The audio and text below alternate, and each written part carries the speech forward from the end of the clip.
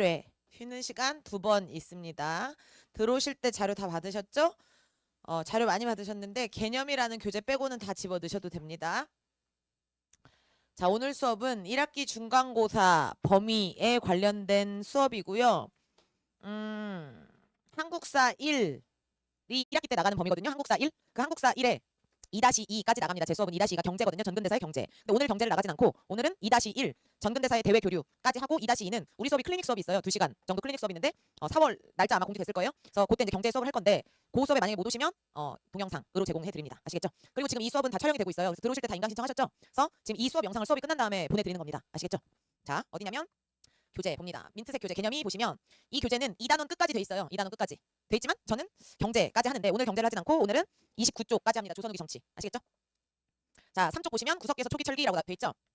자, 빠르게 합니다. 구석기하고 신석기를 합쳐서 선사시대라고 합니다. 선사시대는 도구로선 돌을 썼던 시기이기 때문에 석기시대라고도 하는데 선사시대 특징은 글자가 없고 문자가 없고 그렇기 때문에 기록으로 된 유적이나 유물이 남아있지 않고요. 또 계급이 없는 평등사회. 이게 선사시대 특징입니다. 자, 구석기시대 사람들은 사냥채집 어로로 100% 먹고 살았습니다. 사냥채집 어로로 100% 먹고 살았기 때문에 정착할 필요가 없죠. 끊임없이 무슨 생활을 했냐면 이동생활을 했다. 동굴이나 바위 그늘에서 잠만 자거나 집을 짓는 다음에 임시거처에 막집을 지었다. 자, 그 다음에 이동생활을 했는데 혼자 다니면 위험하니까 무리를 지어서 이동생활을 했다. 그래서 무리 이동사회고요. 유적 유물로 내려오시면 도구는 뗀석기죠. 큰 몸돌을 깨뜨려서 모양이 나온 대로 쓰는 게 뗀석기인데 대표 뗀석기가 주먹 모양 도끼인 주먹도끼. 그 다음에 이제 스매찌르기라는 게 나오는데 스매찌르기는 뭐냐면 구석기가 되게 길거든요. 후기 구석기가 되면 날씨가 따뜻해져요. 날씨가 따뜻해지면서 작고 빠른 동물들이 변성을 하는데 주먹도끼는 들고 뛰면서 사냥을 하는 거거든. 적합하지가 않죠. 그래서 주먹도끼를 미니 사이즈로 만들어서 거기에 자루를 달아서 던지기 시작합니다. 창처럼. 이걸 스매찌르기라고 합니다. 그래서 대표 뗀석기 2개, 주먹도끼, 스매찌르기 기억하시면 되겠고 신석기로 넘어가면 가락바퀴 뼈바늘 이런 걸 통해서 옷이나 그물을 만들었다는 걸 알 수 있고 농경과 목축이 시작됐다 별표. 사냥과 채집과 어로로 100% 먹고 살았던 게 구석기. 신석기 때가 되면 사냥 채집 어로가 90% 정도 돼요. 사냥 채집 어로를 여전히 하는 와중에 농경과 목축이 시작되는 거야. 시작. 이때 시작된 농사는 반농사입니다. 아시겠죠? 자, 이전에 없었던 혁신적인 변화를 혁명이라고 하는데 이거 무슨 혁명이라고 하냐면 신석기 혁명이라고 합니다. 신석기 혁명. 아시겠죠? 자, 큰 강이나 바닷가를 끼고 이제 정착을 하죠. 그래서 땅을 움푹 파서 집을 튼튼하게 씁니다.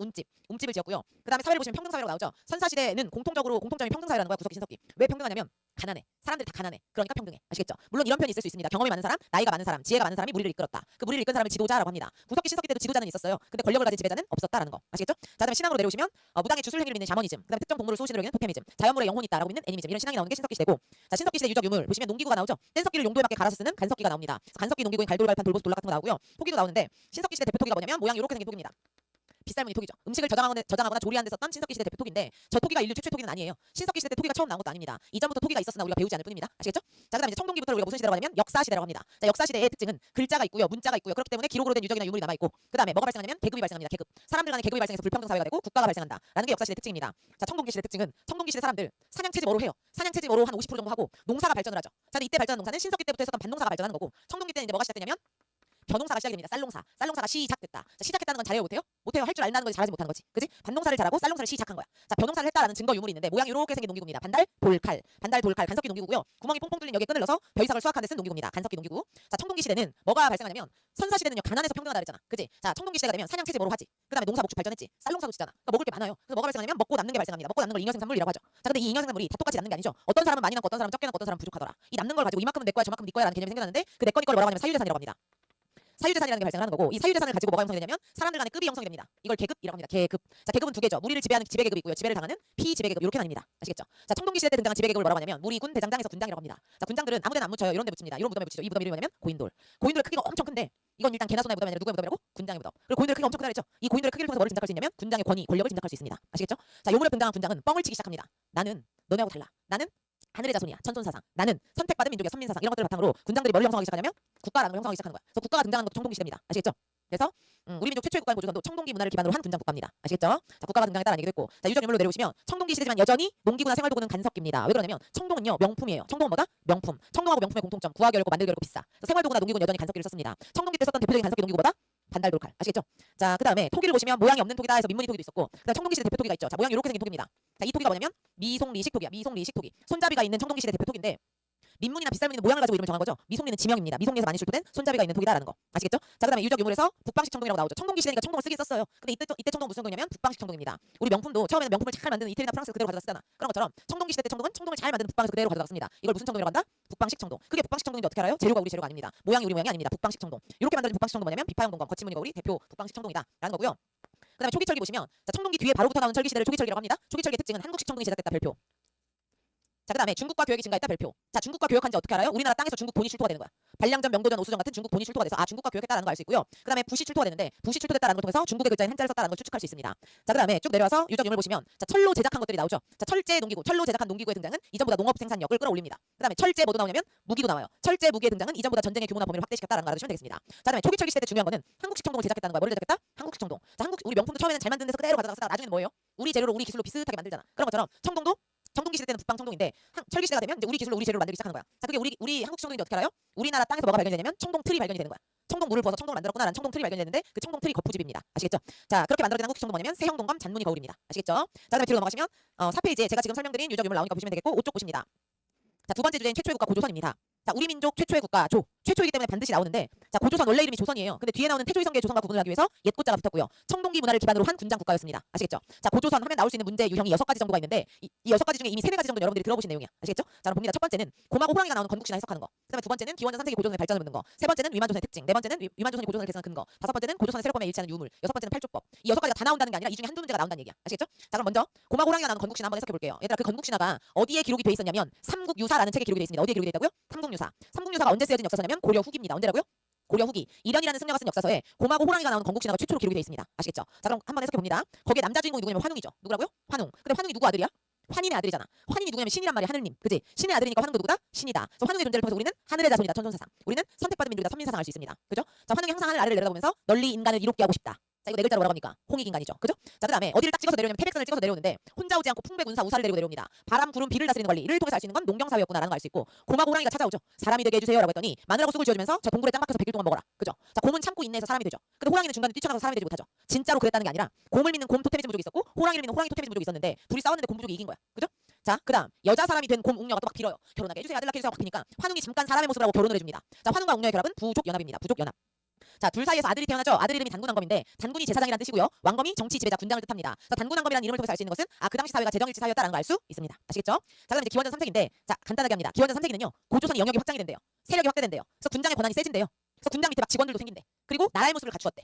그리고 강성해져서 중국의 연이라는 나라와 대립할 만큼 강성했었다라는 게 기원전 3세기야. 아시겠죠? 자, 그다음에 이제 위만조선인데 자, 위만이라는 애의 국적에 대해서 썰이 분분합니다. 위만이라는 애의 국적에 대해서 자, 중국 사람이다 한국 사람이다 모르겠다. 썰이 분분한데 자, 위만 한 가지 썰로 얘기를 하자면 중국 사람이래요. 근데 언제적 중국 사람이냐면 자, 중국에요. 진이라는 나라가 있었어. 진시 황제의 진나라 들어봤죠? 자, 그 진나라가 있었는데 그 나라가 망하고 여기 어떤 나라가 들어서냐면 한이라는 나라가 들어선대. 자, 진나라가 망하고 한나라가 들어선 시기를 뭐라고 하냐면 진한 교체기라고 해요.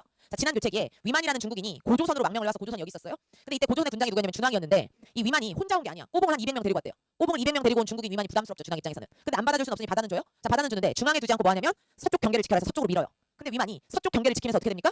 세력이 더 커져요. 200명이었던 꼬봉을 2000명, 3000명이 만드는 거야. 그래서 오히려 중앙으로 와서 고조선의 군장이었던 준왕을 밀어내고 본인이 고조선의 군장이 됩니다. 자, 이때부터 위만 조선이라고 하는데 우리 친구들 이렇게 들으면 위만이라는 짱끼한테 우리나라 망했네. 이거 중국임, 우리나라 아님 이렇게 생각하잖아. 근데 우리 역사에서는 위만 조선도 고조선입니다 하고 배웁니다. 자, 이유가 뭐냐면 위만 조선이 고조선을 계승했다라고 믿기 때문이야. 자, 위만 조선이 고조선을 계승한 근거 첫 번째. 위만이라는 애가 고조선으로 망명을 할 때요. 조선머리를 했대요. 자, 우리나라 전통 머리 뭐죠? 남자들 상투, 그지? 그다음에 위만이라는 애가 고조선으로 망명할 때 조선 옷을 입었대요. 자, 조선은 뭐죠? 자, 우리 민족 무슨 민족이라고 하니까 백의 민족이라고 하잖아. 흰 옷을 즐겨 입는다. 자, 흰 옷 입었대요. 그다음에 위만이라는 애가 고조선을 통치한 다음에도 나라 이름을 그대로 조선이라고 했대. 그다음에 위만이라는 애가 고조선을 통치한 다음에 고조선 사람들을 데려다가 관리로 썼대요. 그래서 이 네 가지를 봤을 때 위만이라는 애의 국적이 중요하다 안 중요하다? 안 중요하다. 어디를 계승하려고 했다? 고조선을 계승하려고 했다라고 보는 거야. 아시겠죠? 자, 그다음 다시 위로 올라가서 이제 위만조선의 특징 두 가지인데 자, 위만조선의 특징 첫 번째가 철기예요. 뭐가 수용이 됐다? 철기가 수용이 됐다. 고조선이 원래 청동기였잖아. 그지? 근데 위만조선 때 철기가 본격적으로 수용이 되면서 철기 사회가 되는 거야. 아시겠죠? 자, 그다음에 두 번째가 무역인데 위만이라는 애가 무슨 무역을 했냐면 중개무역을 했대요. 무슨 무역? 중개무역, 중여익입니다. 자, 중개무역이 뭐냐면 이 당시는요. 기원 전이기 때문에 배도 없고 비행기도 없어. 그럼 무역이라는 걸 하려면 국경이 붙어있는 나라하고밖에 무역이 안 되죠. 자, 고조선 여기 있었고요. 여기 한나라 있었고요. 한반도 남쪽에 진이라는 나라가 있었는데 이 진나라는 진시황제 진나라 아니고요. 기록이 없습니다. 누가 세웠는지 몰라. 아시겠죠? 자, 근데 고조선은 한나라하고도 가능하고 진나라하고도 가능하잖아. 그래서 어떤 무역을 했냐면 한나라 물건을 100원 주고 사서 진나라한테 200원 주고 팔고 진나라 물건을 100원 주고 사서 한나라한테 200원 주고 파는 거야. 이렇게 중간에서 이득을 취하는 무역을 중개무역이라고 하는데 이 중개무역으로 고조선이 엄청 번성했대. 그러니까 돈을 많이 벌었다는 얘기지. 근데 이 중개무역 때문에 고조선이 어떻게 되냐면 망해요. 어떻게 된다? 망한다. 자, 누가 기분 나쁠까? 한나라 기분 나쁘겠지, 그치? 한나라가 공격해버려. 한나라의 공격으로 기원전 108년 멸망합니다. 아시겠죠? 자, 얘들아, 이 당시 정복 룰이 뭐냐면 내가 이 나라 먹었어, 이 나라 내 거야라고 표시를 해야 될 거 아니야, 그치? 어떻게 표시를 하냐면 자기 나라 행정구역을 설치하는데 이때 한나라 행정구역이 뭐였냐면 군이었대요, 군. 자, 한나라가 고조선을 멸망시키고 고자리에다 4개 군을 설치했대. 이게 한 사군입니다. 근데 한 사군의 위치나 이름에 대해서는 아실 필요가 없어요. 왜 그러냐면 토착민들이 극렬하게 저항해서 없어졌거든. 빠르게 없어진 것도 있고 좀 나중에 없어진 것도 있는데 어쨌든 없어졌어. 근데 하나의 군이 좀 오랫동안 남아있었는데 그 하나의 군이 뭐냐면 낭랑군입니다. 낭랑군 들어보셨죠? 자, 이 낭랑군은 언제까지 있었냐면 313년까지 있었대. 313년이면 4세기예요. 4세기에 언제까지 누가 밀어낼 때까지 있었냐면 고구려에 미천왕이라는 왕이 축출할 때까지 있었대요. 그러니까 꽤 오랫동안 있었던 거지. 아시겠죠? 자, 그다음에 고조선의 세력범에 일치하는 유물인데 자, 이게 별거 아닌데 되게 잘 나와요. 자, 고조선의 세력범에 일치하는 유물 세 글자 외우시면 됩니다. 비미고 이렇게 외우세요. 어떻게 외운다고요? 비미고. 비파용동건 미송리식 토기 고인돌 끝. 아시겠죠? 자, 이게 별거 아닌데 다음 중 고조선의 세력범에 일치하는 유물을 모두 고르시오 모두 쓰시오 아닌 것은 이런 거 나온단 말이야. 자, 뭐라고요? 비미고. 비파용동건 미송리식 토기 고인돌. 아시겠죠? 자, 그다음에 이제 팔족법입니다. 법이 몇 개였다? 8개였다. 그럼 법이 많은 거야, 적은 거야?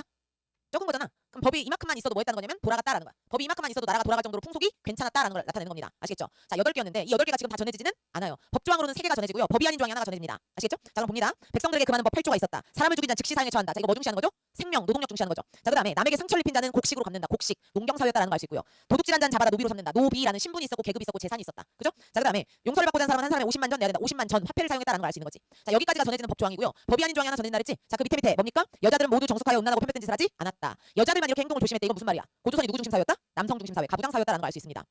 이만큼만 있어도 나라가 돌아갈 정도로 풍속이 괜찮았었는데 고조선이 망하고 한 사군이 설치되자 법이 60개로 늘어난대요. 그만큼 풍속이 각박해졌다라고 보시면 되겠습니다. 아시겠죠? 자, 그럼 6쪽으로 넘어가시면 여러 나라의 성립인데, 자, 고조선이 망한 다음에 생긴 여러 나라들입니다.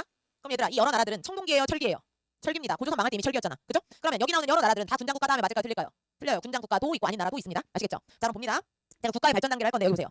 고조선처럼 초기의 국가 형태는 군장 요만큼 나트리는 국가야. 자, 이런 국가를 뭐라고 하냐면 군장 국가. 자, 군장 국가에는 왕이라고 불리는 사람이 없습니다. 그죠? 자, 근데 이게 조금 발전을 하면 여러 군장을 다른 말로 부족장 혹은 족장이라고도 합니다. 여러 군장, 부족장, 족장 힘을 합쳐서 한 명을 왕으로 추대하는 형태의 국가가 등장하는데 이런 국가를 뭐라고 하냐면 연맹왕국이라고 합니다. 자, 연맹왕국의 특징은 왕이라고 불리는 사람이 있어요. 그치? 근데 왕이요. 왕만 있는 게 아니라 부족장, 족장, 군장들이 각각 다 존재해. 각각 독자성을 유지해. 그러니 왕권이 강하다, 약하다? 약하다. 아시겠죠? 자, 그다음 이게 더 발전을 하면 자, 국가의 끝판왕이 등장을 합니다. 중앙에 있는 왕한테 모든 권력이 집중되는 국가가 등장하는데 이런 걸 뭐라고 하냐면 심플하게 그냥 고대 국가라고도 하고요. 뭐라고도 하냐면 중앙으로 권력이 집중된 국가다. 그래서 중앙 집권 국가라고 하는 거야. 자, 이 중앙 집권 국가의 특징은 왕이라고 불리는 사람이 있고 왕한테 모든 권력이 집중이 되니까 왕권이 강하다. 아시겠죠? 자, 이게 국가의 발전 단계인데 모든 국가가 다 군장 국가에서 시작해서 연맹을 거쳐서 고대 국가가 되는 건 아니에요. 아시겠죠? 다만 국가의 발전 단계가 이렇다라는 거야. 아시겠죠? 자, 고조선 군장 국가였죠? 자, 고조선이 망한 다음에 생긴 여러 나라들은 군장 국가도 있고 연맹 왕국도 있습니다. 아시겠죠? 자, 그럼 봅니다. 위치가 어떻게 되냐면 부고 옥동 3이에요. 부여고구려 옥저동에 3만 이렇게 되는데, 자, 부여하고 고구려는요. 왕이 있는 무슨 국가냐면 연맹왕국이고, 그다음에 옥저하고 동해는 왕이 없는 무슨 국가냐면 군장국가고, 자, 사만이라는 나라는 없어요. 사실은 사만이라고 불리는 건 없고, 전라도 충청도 쪽에 마한이라는 한이 있는데 이것도 하나의 나라가 아니라 54개 소국, 변한 한반도 남쪽 끝에 변한이라는 한도 12개 소국, 그다음에 경상도 쪽에 진안이라는 한도 12개 소국이야. 그럼 이 사만은 총 몇 개입니까? 78개의 작은 나라들로 구성이 된 거잖아. 자, 여기에 리더가 누구냐면 마한의 54개 소국 중에 목지국이 리더예요. 목지국에는 왕이 있었대. 목지국은 왕이 있는데 그럼 나머지는 자, 제사만 지내는 전문 제사장이 따로 있었대. 자, 그 전문 제사장을 뭐라고 하냐면 천군이라고 합니다. 자, 이 천군은 어디에 머무르냐면 소도라는 엄청 신성한 땅에 머물러. 엄청 신성한 땅에 소도에 머무르면서 제사만 지내. 아시겠죠? 이 소도가 얼마나 신성한 땅이냐면 범죄자가 죄를 짓고 도망가면 잡으러 갈 수가 없었대. 너무 신성한 땅이라서. 아시겠죠? 자, 그다음에 정치는 누가 있냐면 군장이 했대. 근데 군장을 군장이라고 부르지 않고 신지라고 부르거나 읍차라고 불렀대요. 아시겠죠? 자, 사만. 제사 누가 지낸다고요? 천군. 정치 누가 한다고요? 신지, 읍차라고 불리는 군장. 자, 제사 지내는 사람하고 정치하는 사람이 나눠져 있지. 이걸 뭐라고 하냐면 재정분리라고 합니다. 고조선은 아까 단군왕검이라는 걸 통해서 대정일치 사회였잖아. 자, 사만은 제사 지내는 사람, 정치하는 사람 따로 있으니까 이거 무슨 사회? 재정분리. 아시겠죠? 그래서 사만은 무조건 이게 나오니까 기억하시고. 자, 그다음에 이제 부여고구려로 올라갑니다. 자, 연맹왕국인데 얘들아 모든 연맹왕국이 다 5부족은 아니야. 3부족, 5부족, 7부족, 8부족 다양한데 부여하고 고구려는 각각 5부족 연맹왕국이야. 자, 부여 같은 경우는 5부족인데 왕은 중앙을 다스리고 동서, 남북 4개가 나갔대요. 자, 4개가 나갔다 해서 이거 뭐라고 하냐면 사출도라고 해. 자, 왕은 중앙만 다스려. 왕권이 강하다, 약하다? 약해요. 자, 부여는 왕권이 약하다라는 기록이 있어요. 자, 그 기록이 뭐냐면 오곡이 영글지 않으면 왕을 죽이거나 바꿨대. 흉년 들면 왕 죽이거나 바꾸는 거야. 왕이 재수 없어서. 그 정도로 왕권이 약했다라는 거야. 아시겠죠? 자, 국가의 중요한 일들 누가 결정하냐면 가들이 결정해. 근데 관직명에 뭐가 들어가냐면 가축의 이름이 들어가. 마가, 우가, 저가, 구가, 말, 소, 돼지, 개. 관직명에 가축의 이름이 들어간 이유는 가축을 중시하기 때문입니다. 아시겠죠? 자, 경제를 보시면 반농, 반목, 반절은 농사짓고 반절은 목축하고 말, 조, 모피 같은 특산물 유명했고요. 제천 행사, 하늘에다 제사를 지내죠. 자, 부여에서 하늘에다 지낸 제사를 영고라고 합니다. 얘들아, 보통 제천 행사는요. 추수감사의 의미야. 그래서 수확하는 계절에 많이 수확하게 해줘서 감사합니다 하고 제사를 지낸단 말이야. 그래서 보통 10월인데 부여의 제천 행사인 영고는 12월이죠. 왜 겨울에 제사를 지내냐면 이건 추수감사가 아니야. 수렵사회 전통이었습니다. 아시겠죠? 자, 그다음에 풍수를 보시면 순장, 생매장이죠. 주인님이 죽으면 주인님이 쓰시던 물건과 노비를 같이 묻어줍니다. 죽어서도 쓰시라고. 그다음에 우대전법, 국가의 중요한 일을 결정할 때 소에 굽을 쳐서 결정하는 거고. 일책 12법은 뭐냐면 부여도요. 강력한 법 4개가 있었어. 그 강력한 법 4개를 사조목이라고 하는데 그 중에 하나가 일책 12법. 하나 잘못하면 12배로 배상하는 거죠. 자, 그다음 형사취수제라는 제도가 있었는데 형사취수제가 뭐냐면 형이 죽으면 형수를 취하는 제도야. 형이 죽으면 형수랑 결혼하는 제도. 아니 그런 개족보 같은 제도가 왜 있냐면 이거는 러브가 아니야. 사랑해서 결혼하는 게 아니라 노동력을 중시하는 혼인제도입니다. 뭐를 중시하는 혼인제도다? 노동력. 농경사회잖아. 농경사회에서 제일 중요한 게 노동력이야. 형이 죽었어. 형수가 노동력이고 재산이잖아. 형의 자식도 노동력이고 재산이잖아. 형이 죽었다고 해서 형수가 자식들 데리고 다른 부족으로 시집가 버리면 그만큼 재산이 나가는 거야. 못 나가게 하는 겁니다. 아시겠죠? 이거 노동력 중시하는 혼인제도고요. 그다음에 그 밑에 고구려. 자, 얘들아 고구려 누가 세웠죠? 주몽이지. 근데 주몽 고향이 어디냐면 부여야. 부여계 유민 주몽이 말 타고 내려와서 세운 나라가 고구려입니다. 제가 이 얘기를 왜 하냐면 부여계 유민이 세운 나라기 때문에 부여랑 고구려랑 풍습이 유사합니다. 아시겠죠? 자, 고구려도 스타트는 5부족 연맹왕국이었어. 게르고, 소노부, 순노부, 관노부, 전로부 이런 식으로 5개 부족이 연합한 형태였고 국가의 중요한 일들을 상가, 고추가, 대가 같은 가들이 결정했습니다. 자, 가들이 모여서 회의한다. 이거 제가회의라고 하는데 제가회의 나중에 고구려 귀족회의 되는 거 아시죠? 자, 그다음에 경제를 보시면 부경이라는 창고 있었고 약탈, 경제 동그라미. 자, 이게 뭐냐면 부여가 있는 여기는요. 부여는 척박하긴 하지만 그래도 밭이 있어. 그래서 무슨 농사가 가능하냐면 반농사 가능. 그래서 반농 반목이잖아 경제가. 그지? 자, 옥저하고 동해는 얘들아 바닷가 물을 끼고 있으면 일단 땅이 비옥해. 그지? 그래서 농사가 잘 되네. 근데 농사만 잘 되는 게 아니라 바닷가 끼고 있으니까 해산물, 소금, 어물 풍부. 그지? 자, 근데 부여하고 옥저 동해 사이에 있는 이 고구려 같은 경우는 고구려가 있는 여긴 다 뭐냐면 산이야. 그럼 농사가 된다 안 된다? 안 된다. 그리고 날씨가 어떠냐면 위도가 북쪽으로 올라갈수록 날씨가 춥잖아. 그지? 춥고 산이라서 농사가 안 돼. 그러니 고구려는 뭐에 특화되냐면 애가 태어나서 걷기 시작하면 뭐 가르쳐요? 말 타는 거. 말 타면서 뭐 쏘는 거? 활 쏘는 거. 그래서 말 타고 활 쏘면서 위로 아래로 다니면서 뭐해서 먹고 살았다? 약탈해서 먹고 살았다. 근데 이게 딱 맞아서 적성해. 그래서 약탈해서 나중에 뭐 합니까? 싹 정복해버려. 그래서 뭐 되냐면 아시아 강대국이 돼버리잖아. 그치? 자, 이게 고구려고요. 자, 제천행사 10월에 동맹이고요. 풍습 서옥제 동그라미. 베릴사위제라고도 합니다. 자, 이거 뭐냐면 남자랑 여자랑 결혼을 해. 그럼 남자가 여자 집에다가 서옥이라는 별자를 짓고 여자 집일을 해줘. 영원히 하는 건 아니고 여자가 아기를 낳고 아기가 어느 정도 크면 여자랑 아기를 데리고 자기 부족으로 돌아가는 거야. 자, 이것도 노동력을 중시하는 혼인제도입니다. 왜 그러냐면 혼인을 하면 한쪽 부족은 노동력이 플러스가 되잖아. 그럼 한쪽 부족은 노동력이 마이너스가 되지. 그러니 혼인으로 인한 노동력 손실을 한동안 일을 하면서 보상해주고 데리고 가는 거야. 아시겠죠? 자, 이것도 노동력을 중시하는 혼인제도고요. 형사치수제, 부여 같은 풍습이 있죠. 부여 계의 유민이 세운 나라니까. 아시겠죠? 자, 그다음에 옥저동에는 군장국가인데 군장을 뭐라고 불렀냐면 읍군이라고 부르거나 삼노라고 불렀대요. 그래서 읍군 삼노라고 불리는 군장이 있었던 게 옥저동인데, 자, 먼저 옥저 평야지대에 위치해서 땅이 비옥하다. 그지? 그래서 농사가 잘 되고 바닷가에 위치해서 소금 어물 풍부하다. 그지? 근데 얘들아, 사람들 성격이 어떨까? 풍족하잖아. 이적 사람들은 농사도 잘 되고 소금 어물 해산물 풍부하니까 풍족하지. 그러니까 사람들 성격이 순둥순둥해. 싸울 필요가 없잖아. 먹을 게 많으니까. 그지? 근데 이 순둥이들 위해 누가 살아요? 말 타고 활 쏘는 애들 살잖아. 그래서 말 타고 활 쏘면서 내려오는 애들은 다 뺏겨. 다 뺏기다가 한동안 공식 납부해서 그게 공납이야. 그러다가 어떻게 돼요? 정복돼요. 아시겠죠? 자, 그다음에 제천행사 없어요. 뭐가 없냐면 기록이 없어. 했는지 안 했는지 그러니까 몰라요. 아시겠죠? 자, 그다음에 풍습을 보시면 민며느리제 동그라미. 이게 어린 신부예요. 여자 나이 10살이 되면 이미 혼인을 허락한다. 10살짜리 여자를 결혼시키는 건데 이것도 노동력을 중시한 혼인제도. 왜 그러냐면 노동력이라는 재산을 길러내는데 시간이 들고 비용이 들잖아. 그러니 남자 부족에서 어린 여자를 돈 주고 사와요. 바로 결혼하는 게 아니라 먹여주고 입혀주고 재워주고 키워가지고 결혼해. 그러니까 노동력을 비용을 지불하고 데리고 와서 비용과 시간을 들여서 키워서 결혼하는 거라고. 그러니까 이것도 노동력을 중시한 혼인제도. 아시겠죠? 자, 그다음에 가족 공동 묘제 골장제라는 것도 있었는데 이게 뭐냐면 가족들이 같은 날 같은 시간에 안 죽잖아. 아버지가 죽으면 한쪽에 가매장, 어머니가 죽으면 한쪽에 가매장, 형이 죽으면 한쪽에 가매장 해놨다가 가족들이 죽으면 나중에 뼈만 치러서 합장해 주는 거야. 이게 골장제 가족 공동 무덤입니다. 자, 그다음에 동해 역시 군장국가고요. 해안지대 위치에서 해산물 풍부하고 방직 기술을 발달했다. 실을 뽑아서 옷감을 짜는 걸 방직 기술이라고 하죠. 누에고치가 실을 뽑아서 옷감 짜는 거 명주, 삼나무줄기에서 실을 뽑아서 옷감 짜는 거 삼배라고 합니다. 그다음에 단군과 반어피 같은 특이한 특산물이 있었고 10월에 제천행사 무천했고요. 풍수를 보시면 족외혼이라는 게 나오는데 부여의 형사치수, 고구려의 서옥제, 옥제, 민며느리제는 노동력을 중시한 혼인제도였지. 자, 동해의 혼인 풍습인 족외혼은 노동력을 중시한 혼인제도가 아닙니다. 자, 이건 뭐냐면 동해 같은 경우는 부족의 경계를 굉장히 중시해. 그래서 서로 같은 부족끼리 절대 결혼하네. 이게 족외혼이야. 아시겠죠? 자, 같은 이유로 부족의 경계를 허락 없이 침범하면 말이나 소나 노비로 변상하는 제도가 있었다. 이게 책파입니다. 아시겠죠? 그다음에 철자형집터, 여자형집터 같은 특이한 모양의 집터가 있었던 게 동해고 삼한, 정청태 설명했죠. 자, 이제 경제는 얘들아 이건 지금도 마찬가지야. 한반도 남쪽은요 무슨 농사가 잘 돼? 벼농사 잘 돼요. 공통적으로 평야니까, 그지? 그다음에 이 변안에는 뭐가 많아? 철이 풍부해. 아시겠죠? 자, 워낙 생산이 많이 되는 지역이기 때문에 이 삼한 지역에서는 제사를 2번이나 지냈대. 5월에 농사를 시작하면서 제사를 지내. 많이 수확하게 해주세요 하고 빌면서 지낸 제사가 5월제야. 그다음에 10월에 수확한 다음에 많이 수확하게 해줘서 감사해요 하고 또 지내. 이게 10월제야. 아시겠죠? 자, 이게 여러 나라들인데, 자, 이 나라들 어떻게 되냐면 고구려는 부여 옥저동에 싹 정복해서 고대 국가로 성장하죠. 고구려. 그다음에 마한의 전 지역을 통합한 주몽의 아들이 세운 나라 뭡니까? 백제. 자, 그다음에 변화는 뭐가 됩니까? 철의 왕국 가야. 그다음에 지난해 12개 소국 중에 사로국이라는 나라가 있어. 자, 이 사로국이 6세기 이름이 뭐로 바뀌냐면 신라로 바뀝니다. 아시겠죠? 이렇게 바뀐다라는 얘기 기억하시고, 그다음에 8쪽으로 넘어갑니다. 자, 국가의 발전 단계 다시 설명합니다. 자, 초기의 국가 형태는 뭐다? 군장이 조그만하게 다스리는 게 군장국가지. 군장국가엔 왕이 없습니다. 자, 그다음에 그 군장국가 조금 발전하면 여러 군장국가 힘을 합쳐 3명 왕으로 추대하는 연맹왕국. 연맹왕국은 왕이 존재하는 왕권이 약하다라고 했잖아. 그다음 이제 고대국가인데 고대국가는 중앙에 있는 왕한테 모든 권력이 집중된 왕권이 강한 국가야. 아시겠죠? 자, 얘들아, 연맹왕국과 고대국가의 공통점이 뭡니까? 왕이 있다. 그지? 차이점은 연맹왕국은 왕권이 약하고 고대국가는 왕권이 강하다. 그지? 자, 그럼 얘들아, 고대국가는 하늘에서 떨어지는 게 아니잖아. 고대국가가 되는 거잖아. 그지? 자, 왕권이요 어떻게 하면 강해질까요? 시간이 지난다고 강해지는 게 아니잖아. 그지? 자, 중요한 겁니다. 연맹왕국과 구별되는 고대국가의 특징 4가지를 할 건데, 첫 번째, 왕권이 강해지려면 어떻게 해야 돼? 내가 왕이 됐을 때 뭘 하면 돼? 보여주면 돼. 니들이 못하는 거 나는 한다 보여주면 되잖아. 업적을 쌓으면 되죠. 자, 이 당시 왕이 보여줄 수 있는 가시적인 업적이 뭡니까? 활발한 정복 전쟁을 통한 뭐? 영토 확장이지. 그지? 그다음에 두 번째는 내가 왕이면 내 다음 왕 누구 시키고 싶어요? 내 새끼 시키고 싶잖아. 그지? 근데 연맹왕국의 왕들은 내 다음 왕을 내가 못 정해요. 왜냐면 왕권이 약하기 때문에. 난 하다가 죽을 수도 있고 잘릴 수도 있어. 그지? 근데 고대국가의 왕들은 내 다음 왕 내가 정해요. 그지? 자, 그걸 뭐라고 하냐면 왕위 세습이라고 합니다. 왕위 세습의 끝판왕이 부자상속입니다. 아들한테 물려주는 거. 자, 그다음에 세 번째는 나 왕이야 내 말 잘 들어 하면 알아서 잘 듣는 게 아니잖아. 나 왕이야 내 말 잘 들어 내 말 안 들으면 다 뒤진다라는 강력한 뭐가 있어야 돼? 법이 있어야 돼. 법. 자, 그 법을 뭐라고 하냐면 율령이라고 합니다. 형법과 행정법을 합친 거야. 근데 율령이라는 기록이 없는 나라도 있어요. 율령이다라고 나오는 기록이 없는 나라도 있어. 어떤 나라냐면 백제야. 아시겠죠? 그럼 율령이라는 기록이 없으면 그 나라는 율령이 없었나? 그건 아니지. 자, 율령하고 비슷한 게 뭐냐면 관등, 관복이야. 관등, 관리들의 등급을 쫙 나누는 거지. 그래서 고대 국가들은 다 관등이 있었어요. 고려는 10관등, 백제 16, 신라 17. 근데 관복은 뭐냐면 그 등급에 맞게 몇 등급에서 몇 등급은 자세고, 몇 등급에서 몇 등급은 비세고 이런 식으로 옷을 다르게 입히는 게 관복이지. 관복을 다른 말로 복색 혹은 공복이라고 합니다. 아시겠죠? 그래서 율령이라는 표현이 없으면 관등, 관복이다 하면 아 이게 율령이겠거니라고 생각하시면 돼요. 이게 시스템이거든. 나라의 시스템을 만들었다. 아시겠죠? 자, 그다음 네 번째는 불교 수용이야. 뭐라고요? 불교 수용. 불교가 도대체 무슨 의미냐면 이 당시 사람들은요 다 다른 걸 믿어. 어떤 사람은 거북이를 믿어, 어떤 사람은 나무를 믿어, 어떤 사람은 돌을 믿어. 이런 식으로 사람들의 생각이 다 다양하지. 권력이라는 게 중앙으로 집중되려면 사람들의 생각을 하나로 다 통일을 해야 될 거 아니야. 그래서 이제 종교를 이용하는 건데, 자, 저 불교라는 종교가 어디서 만들어졌죠? 불교의 발상지가 어디입니까? 인도예요. 그죠? 인도에서 고타마시 따르다가 만든 종교인데 만들어진 인도에서는 인도 사람들은 다 뭐 믿어요? 힌두교 믿어요. 왜냐면 힌두교도 인도가 발상지거든. 그지? 자, 근데 불교가 보편 종교란 말이야. 지금 모든 세계 많은 사람들이 믿는 종교지. 이유는 인도 사람들은 안 믿지만 어디 사람들이 믿어요? 중국 사람들이 엄청 많이 믿죠. 이게 중국에서 대박 터진 거잖아. 그죠? 그래서 중국의 불교를 우리 고대 국가들이 받아들인 건데, 자, 불교의 뭐 때문에 받아들인 거냐면 불교는요 크리스트교처럼 신을 믿는 종교가 아니에요. 부처님 이 신이 아니고 개인이 다 수행을 해서 뭐가 되는 거냐면 부처가 되는 거야. 개인이. 그지? 자, 그럼 우리 고대 국가들은 저 불교를 왜 수용했다? 자, 우리나라에서 제일 먼저 부처가 된 사람이 있는 거야. 자, 그 사람이 누구겠어? 왕. 그 왕을 중심으로 사상을 다 통일하는 거야. 왕이 곧 부처다. 이걸 뭐라고 하냐면 왕즉불이라고 한단 말이야. 이 왕즉불 사상 이런 걸 이용한 거야. 아시겠죠? 자, 이게 고대 국가의 조건인데, 자, 얘들아, 고구려, 백제, 신라 건국 순서가 있죠. 자, 제일 먼저 고구려, 백제, 신라 중에 건국한 나라 어디입니까? 신라야. 고구려보다 20년 먼저 건국했습니다. 신라는 원래 이름이 뭐였다고? 사로국이라고 했잖아. 사로국이 고구려보다 20년 먼저 건국했고 그 다음이 고구려고요. 그 다음이 주몽 아들이 세운 백제 이렇게 건국 순서는 이렇게 돼. 근데 건국 순서는 당연히 안 나오죠. 이건 상식이니까. 그죠? 그 다음에 이제 기틀을 마련한 순서, 체제를 정비한 순서가 있는데 기틀 마련 체제 정비는 다 같은 말이에요. 나라의 모습을 갖춘 거. 자, 이 기틀 마련 체제 정비의 공식이 뭐냐면 자, 건국한 왕들 있죠. 신라, 박혁거세, 고구려, 주몽, 백제, 온조 이런 식으로 건국한 사람들 있잖아. 자, 건국한 사람들 뒤에 오는 왕들 중에 이 고대 국가의 조건이 네 가지 중에 하나라도 먼저 하는 왕을 뭐라고 하냐면 기틀 마련 체제 정비라고 하는 거야. 그다음에 언젠가 이 네 가지 다 할 거 아니야. 자, 네 가지 다 한 다음에 한반도의 중심인 어디를 차지하면 한강을 차지하면 전성기 되는 겁니다. 아시죠? 이게 공식이다. 자, 그럼 기틀 마련 순서 제일 먼저 기틀 마련한 나라가 어디냐면 고구려입니다. 나라의 모습을 갖춘 거. 몇 세기냐면 2세기에 태조왕이라는 왕 때인데 자, 우리 나라를 건국한 사람을 태조라고 하잖아. 그지? 자, 근데 저 태조왕은 주몽이 아닙니다. 태조왕, 고구려 태조왕은 6대 왕이야. 그럼 주몽은 뭐예요? 주몽은 동명왕이에요. 무슨 왕이라고요? 동명왕. 아시겠죠? 이건 반드시 알아야 됩니다. 한국인이라면. 주몽 무슨 왕이라고요? 동명왕. 아시겠죠? 자, 근데 태조왕이 왜 기틀 마련이냐면 그쪽에 태조왕의 업적 한번 보세요. 태조왕의 업적이 뭔데?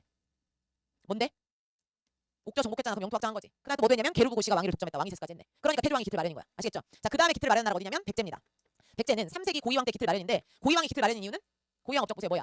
한강 유역을 장악했다. 영토 확장했죠. 그다음 율령반포라고 나왔는데 율령반포 밑줄 쫙 그으세요. 제가 아까도 얘기했죠. 백제는 율령을 반포한 기록이 있다 없다? 없다. 근데 고이왕이 겠거니 하는 이유가 뭐라고 그랬어? 고이왕이 뭐 했어? 관등반복 마련한 사람이야. 아시겠죠? 그래서 기틀 마련이고 그다음 마지막으로 나라의 모습을 갖춘 게 신라입니다. 자, 신라는 4세기 누구 때냐면 뇌물마리간 때인데 자, 왜 뇌물마리간이 기틀 마련이냐면 자, 얘들아 저 보세요. 신라는 제일 먼저 건국했죠.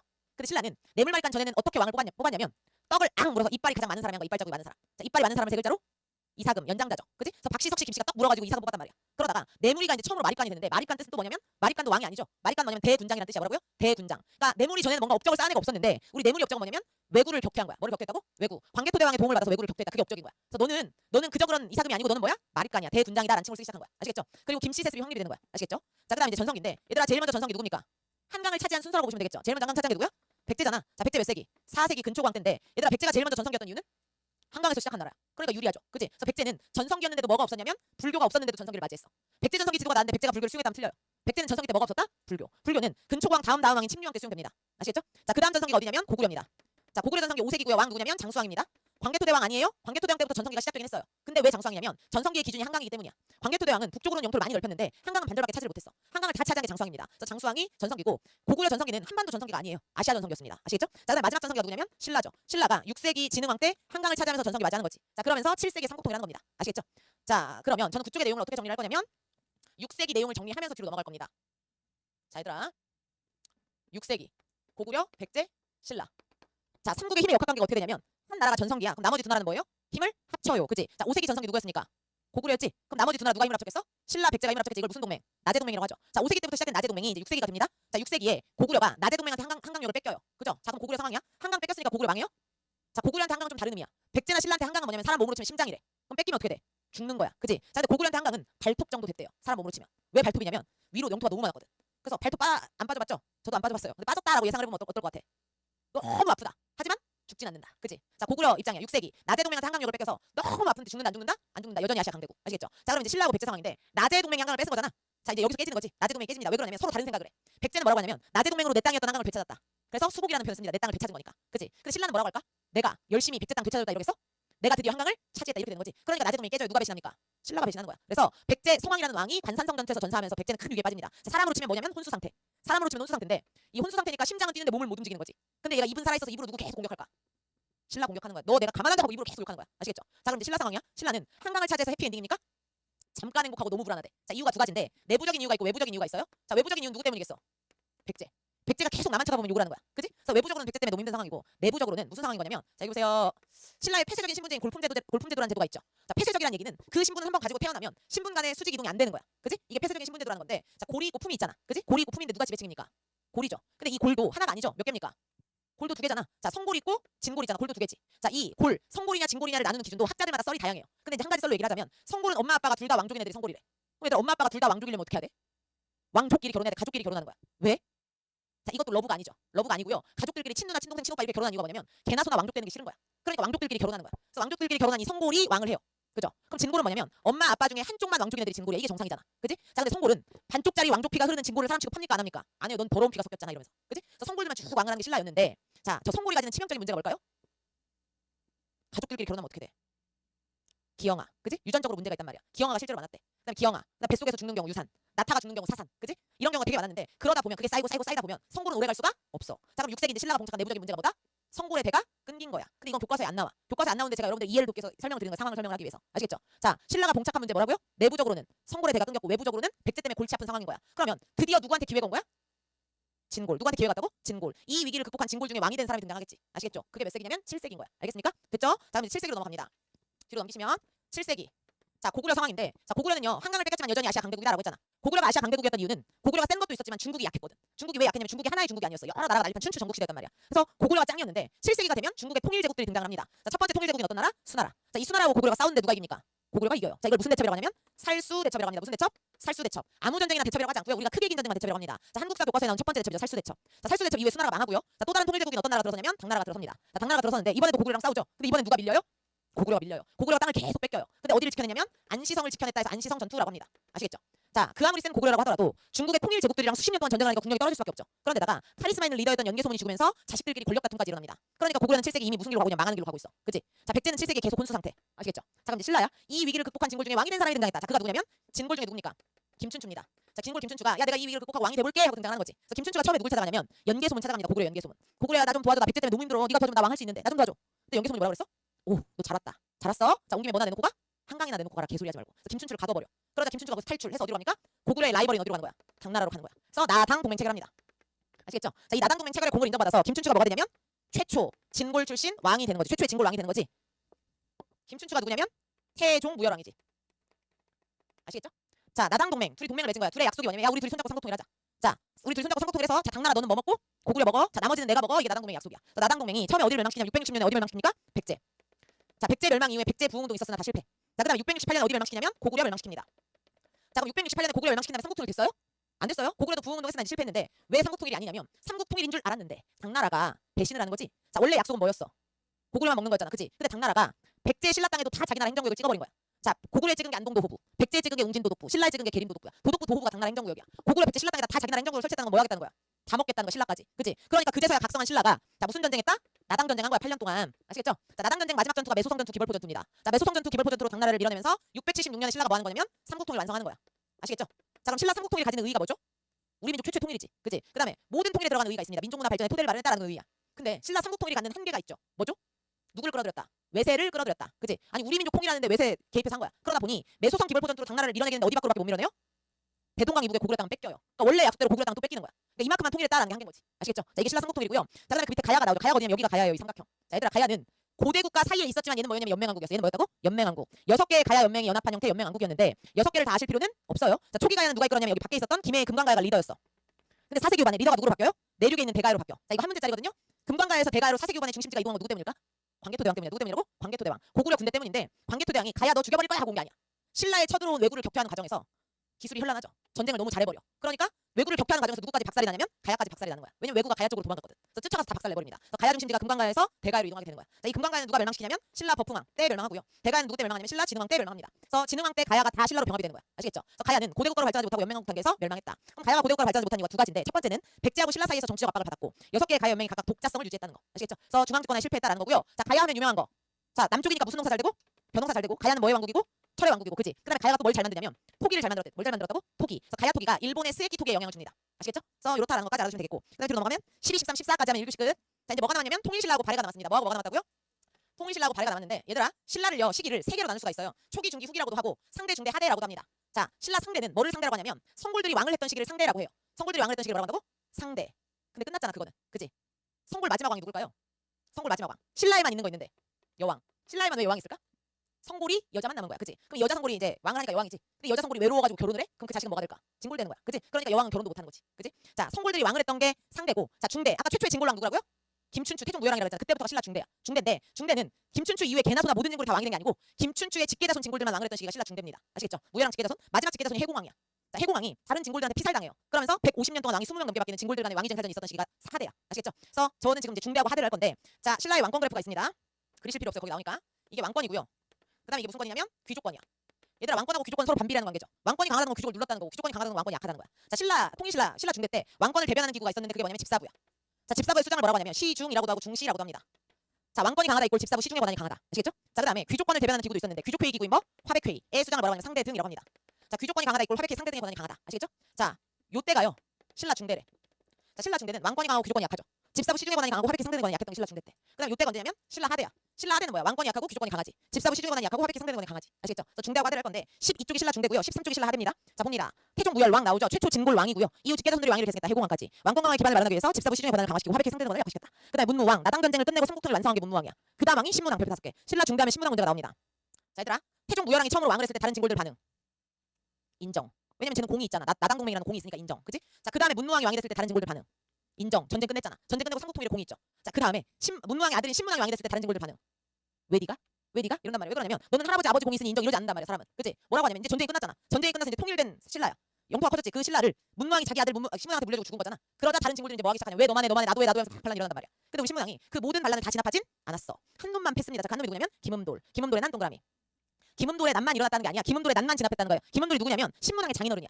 신문왕의 장인어른도 진골일 거 아니야. 그치? 그래서 나도 진골이야 하고 난리를 일으켰는데 신문왕이 장인어른이라고 봐준 게 아니라 장인어른이라서 조져버렸어.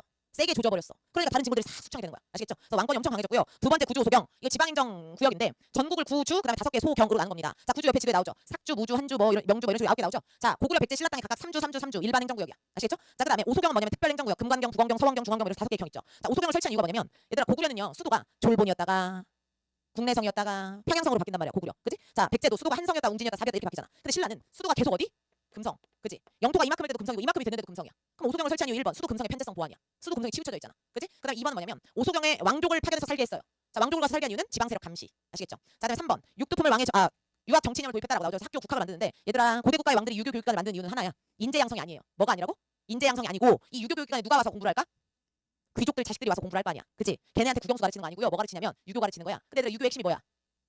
충이잖아 충. 임금한테 충성이라 세뇌시키는 거야. 아시겠죠? 자 그다음에 육두품이 왕의 정치적 존재 행정심을 담당했다라고 나오는데 얘들아 신라의 최고 높은 신분이 뭐야? 진골이죠. 성골 다 날라갔으니까 진골이잖아. 그 다음이 어디냐면 육두품이야. 진골 밑에 최고 기조 육두품인데 얘들아 아까 내가 신라 관등이 몇 개라고 했냐면 17관등이라고 했던 거 기억나십니까? 1에서 17까지 제한 없이 할 수 있는 건 누구냐면 진골이야. 진골은 왕도 하고 1에서 17관등까지 자기가 하고 싶은 거 다 할 수 있어. 그러니까 이 골품제라는 제도는 누구의 특권을 보장하는 제도야? 진골의 특권을 보장하는 거야. 그지? 자 근데 진골 밑에 최고 기족인 육두품은 신라 관등이 1에서 17관등까지 있는데 열심히 노력해도 어디까지밖에 못 올라가냐면 육관등인 아참까지밖에 못 올라가요. 열심히 노력해도 이 한계를 넘지 못한다. 이게 관직승진의 상한선이고 이게 골품제의 모순이야. 아시겠죠? 그럼 신라 육두품의 진로가 어떻게 될까? 이런 그지 같은 현실을 받아들이는 육두품들이 현실 인정. 그지? 그다음에 두 번째 육두품은 내가 너무 똑똑한데 내가 서울대가 실력인데 육두품이라는 이유로 서울대를 못 간대. 그럼 어떻게 할까?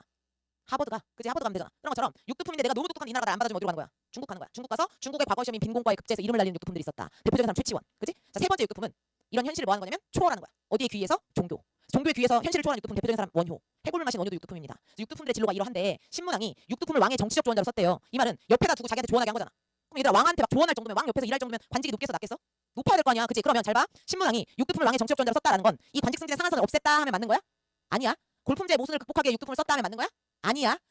이 신라라는 나라는 이 제도가 신라라는 나라를 결국 망하게 하는 거야. 이게 골품제 모순이잖아. 그치? 그럼 신문왕 뭘 한 거냐면 이걸 그대로 두고 1에서 5관등까지 있는 누구를 견제하기 위해서 진골을 견제하기 위해서 육두품을 옆에다 놓고 쓴 거야. 그러니까 진골을 뭐 한 거야? 능욕한 거야. 옆에다 놓고 육두품 세워놓고 더 신분이 낮은 애를 놓고 옆에다 조언하게 한 거니까. 그치? 자 그 다음에 관료전을 지급하고 노골을 폐지했다라고 하는데 이거 되게 중요한 겁니다. 얘들아 여기 봐. 공무원들을 관료라고 하죠. 근데 고대 국가에는 공무원 시험이 없어요. 그럼 관료가 어떻게 돼요? 공무원 시험이 없는데? 그럼 누가 관료야? 자 관료 앞에 고대 국가에는 뭐가 생략이 되어 있냐면 귀족. 귀족 이꼴 관료 이꼴 귀족이다. 이거 무슨 말이냐면 고대 국가는 개인의 능력보다 뭐를 중시하는 사회다? 신분과 혈통을 중시하는 사회구나라는 걸 알 수 있는 거야. 그치? 자 시대를 막론하고 관료들은 나란 일을 하기 때문에 관직 복무의 대가로 월급을 받죠. 자 월급을 뭐로 받을까? 땅으로 받죠. 뭘로 받는다고요? 땅. 근데 한국사의 그 어떤 나라도 관직 복무의 대가로 관료들한테 땅에 소유권을 주는 나라는 없습니다. 소유권은 땅을 가지라고 주는 거잖아. 그치? 그럼 무슨 권을 주냐면 수조권을 주는 거야. 무슨 권을 주는 거라고? 수조권. 세금을 거둘 수 있는 권리입니다. 아시겠죠? 자 내가 대치동을 윤유숙이라는 기록관리가 대치동을 수조지로 받았다. 그럼 대치동에 살고 있는 너희들은 이 나라 백성이니까 열심히 일해서 이 나라에 뭐를 내야 돼? 세금을 내는데 그걸 내가 걷어서 내 월급으로 쓰는 게 수조권이라고. 아시겠죠? 자 신라 귀족들이 원래 뭘 받았냐면 노급을 받았대요. 원래 뭘 받았다고? 노급. 이 노급이 뭐냐면 귀족 관료들한테 관직 복무의 대가로 수조권 주는 거야. 거기다가 플러스 뭐 쓰는 거냐면 노동력까지 쓸 수 있는 거야. 자 이런 거 내가 만약에 대치동을 수조지로 받으면 대치동에 살고 있는 너희들한테 세금 걷어서 내 월급으로 써. 이게 수조권이지. 그다음에 야저 스벅 가서 아바라 한잔 사와라 이런 것도 시킬 수 있어. 이게 노동력이잖아. 또 원래 이걸 받았어 신라 귀족들이. 근데 신문왕이라는 왕이 노급을 폐지하고 뭐를 지급했다라고 하냐면 관료전을 지급했다네. 근데 관료전은 뭐냐면 귀족 관료들한테 관직 복무의 대가로 수조권 주는 거야. 뭐 없이? 노동력 없이. 그럼 니네가 귀족이면 노급 받고 싶어요? 관료전 받고 싶어요? 노급 받고 싶어요. 근데 신문왕이 야 닥치고 관료전 받아 이랬대. 그렇게 말해도 찍소리 못할 정도로 신문왕의 왕권이 강했다야. 아시겠죠? 자 그 밑에 경덕왕이라는 왕께 뭐가 다시 부활됩니까? 노급이 부활되네? 그럼 경덕왕 때 왕권이 어떻게 됐다는 얘기야? 떨어졌구나라는 걸 알 수 있는 거지. 아시겠죠? 자 그다음에 구서당 10정. 얘들아 나라마다 다 군대가 있잖아요. 근데 그 군대가 종류가 두 가지야. 항상 준비된 훈련된 중요한 군대를 뭐라고 하냐면 중앙군이라고 하는데 통일신라의 중앙군은 구서당이에요. 근데 이 구서당을 신라 사람들만 시켜준 게 아니라 고구려 백제 말갈 사람들도 시켜줬대. 이건 뭐냐면 민족 융합 군적 성격이죠. 통일신라의 민족 융합 정책이구나라는 걸 알 수 있고 10정은 지방군인데 아까 일반 행정구역인 구주에 한 개의 정식 배치를 한 거야. 그럼 하나가 남죠. 어디다 배치했을까? 한주. 어디다 배치했다고요? 한주. 한주에다 왜 배치했을까? 왜 두 개나 쓸까? 땅이 가장 크고 국경이라서. 아시겠죠? 자 이게 신문왕인데 얘들아 신문왕 때 왕권이 엄청 강했대. 신문왕 때 강력한 왕권을 상징하는 마법 피리가 있었는데 그 마법 피리를 뭐라고 하냐면 만파식적. 국어 시간에 배웠죠? 자 이 피리를 보면 모든 일이 해결이 돼. 근데 진짜 이런 피리가 있었다는 게 아니라 신문왕의 왕권이 그만큼 강했답니다. 아시겠죠? 자, 그다음에 그 밑에 성덕왕 때, 자, 정전이라는 걸 지급했는데 여기 보세요. 성덕왕 때 지급된 정전은 백성들한테 지급한 거야. 누구? 백성. 백성들은 관직공무 아니잖아. 그지? 관직공무의 대가가 아니라 땅의 소유권을 인정해 준 건데, 자, 이런 거야. 내 지동에 살고 있는 너희들한테 야, 음마 아파트 너 가져 하고 준 게 아니고, 니네가 살고 있는 음마 아파트 그거 네 아파트야 하고 인정해 준 거야. 그럼 뭐야? 인정해 줄 테니까 그거 음마 아파트 네 거 인정해 줄 테니까 뭐 내라? 세금 내라. 음마 아파트 평수만큼 세금 내라 이거야. 그러니 국가가 인정해 준다는 건 다 세금 거두려고 하는 거야. 국가의 토지 지배를 강합니다. 아시겠죠? 그래서 우화가 아니야. 없는 내가 미도 아파트 사는데 음마 아파트를 받은 게 아니라 음마 아파트 내가 원래 살고 있는 그 음마 아파트 그거 네 거야 하고 인정해 준 거야. 아시겠죠?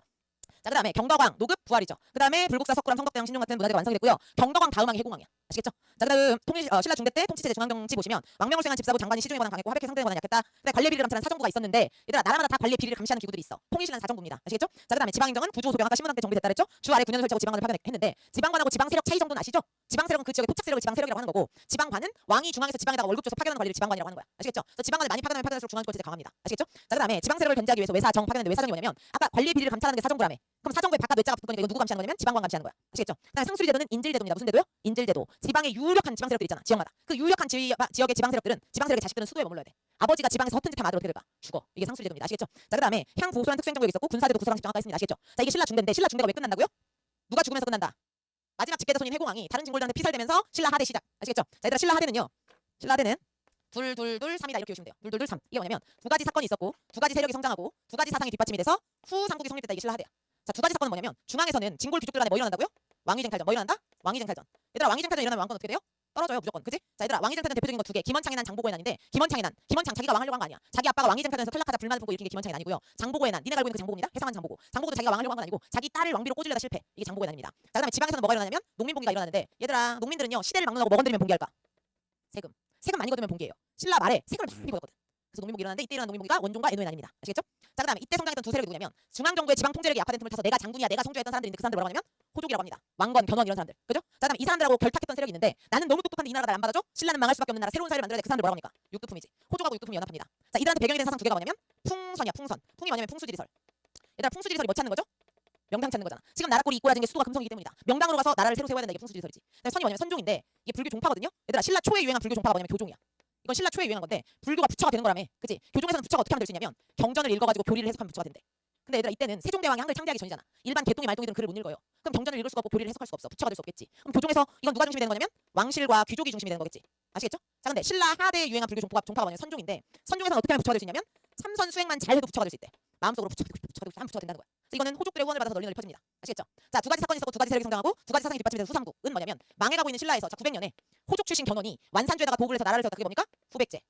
자, 901년에 자, 이 사람은 호족 출신 아닙니다. 신라에 버려진 왕족인데 버려질 때 한쪽 눈 찔려가지고 애꾸 있잖아. 애꾸가 세운 나라가 뭡니까? 고구려. 궁예죠 궁예. 한쪽 눈 이렇게 가리고 있는 애꾸 있잖아. 궁예. 그지? 이게 후삼국인데 이 후삼국이 나중에 어떻게 바뀌냐면 자 후삼국에서 후고구려에 궁예가 자기가 뭐래? 부처래. 근데 그냥 부처가 아니라 자기는 어디에서 온 부처냐면 미래에서 온 부처야. 미륵불. 그러면서 너 방금 내 욕했지? 잡아다 막 죽여. 이게 무슨 법이냐 관심법이야. 이런 걸 막 폭정을 하니까 신하들이 궁예를 몰아내고 새로운 왕을 추대합니다. 그게 918년 고려야. 아시겠죠? 왕건 왕으로 추대하는 거. 이 고려가 후삼국 통일하는 거야. 아시겠죠? 자, 그다음에 뒤로 넘기면 14쪽. 5분만 집중하면 1교시 끝. 자, 발해인데 자, 얘들아 여기 보시면 신라가 삼국통일해서 이만큼은 신라죠. 676년에 이후부터. 그럼 이만큼은 남쪽에는 우리나라다 해서 남국이라고 불렀단 말이야 신라를. 그지? 그럼 676년 이후에 여기는 뭐냐면 당나라였단 말이야. 그지? 근데 698년에 당나라 유민을 몰아내고 당나라 사람들을 몰아내고 698년에 고구려 유민이었던 대조영이 다수의 말갈족을 이끌고 동모산에다가 고구려를 계승한 나라를 세웁니다. 그게 뭐냐면 발해야. 그래서 발해는 고구려를 계승한 우리 민족의 나라. 줘. 그래서 신라를 남쪽에는 우리나라 남국, 발해를 북쪽에는 우리나라 북국에서 남북국 시대라고 하는 거 이때를. 아시겠죠? 자, 발해는요 4명의 왕만 하면 끝이야. 한 명이 이미 끝났습니다. 누구? 대조영. 뭐 했다? 건국했다. 끝. 그지? 그다음에 무왕, 선왕 이렇게 있는데 무왕은 무식한 왕이야. 싸웠거든. 누구랑? 당나라랑.